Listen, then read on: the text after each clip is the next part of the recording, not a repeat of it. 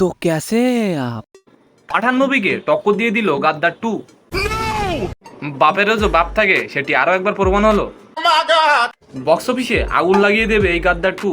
22 বছর পর রূপালী পর্দায় ফিরলেন সানি দেওয়াল। গাদ্দার 2 নিয়ে এমন একটি গুরুত্বপূর্ণ কথা আপনাদেরকে বললো যেটি শুনলে আপনারা অবাক হয়ে যাবেন। আচ্ছা, তো আপনারা অবাক হওয়ার আগে আমার পরিবারে আপনাকে স্বাগত জানাই।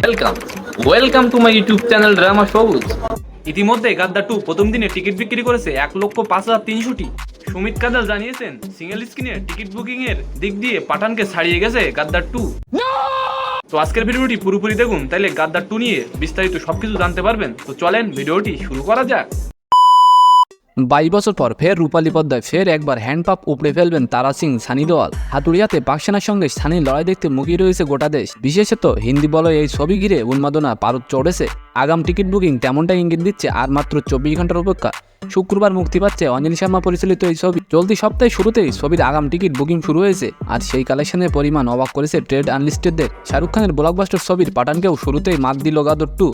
জিরোর ব্যর্থতার পর বক্স অফিস থেকে প্রায় 5 বছর গায়েব থাকার পর পাঠানের সঙ্গে রাজকীয় কামব্যাক করেন কিং খান। শাহরুখ ভক্তরা শুরুর দিনেই হল ভরিয়ে দিয়েছিল এই ছবি দেখতে, কিন্তু উত্তেজনা সেই পারদকে টেক্কা দিল সানি দেওয়ালের ভক্তরা। ট্রেড অ্যানালিস্ট তরুণ জানাইছেন জাতীয় স্তরে মাল্টিপ্লেক্সগুলিতে ইতিমধ্যে গতটির প্রথম দিনে 1,05,300 টিকিট বিক্রি হয়ে গেছে, যার মধ্যে সবচেয়ে এগিয়ে রয়েছে পিভিআর 45,200, এরপর রয়েছে আইনেক্স 36,100 ও সিনেপলিস 24,000। এই হিসাব যদিও শুধুমাত্র ফার্স্ট ডের অ্যাডভান্স বুকিংয়ের। ট্রেড অ্যানালিস্ট সুমিত কাজল জানিয়েছেন সিঙ্গেল স্ক্রিনে পাঠানের আগাম বুকিংয়ের পরিমাণকে ছাপিয়ে গিয়েছে গাদ্দার 2।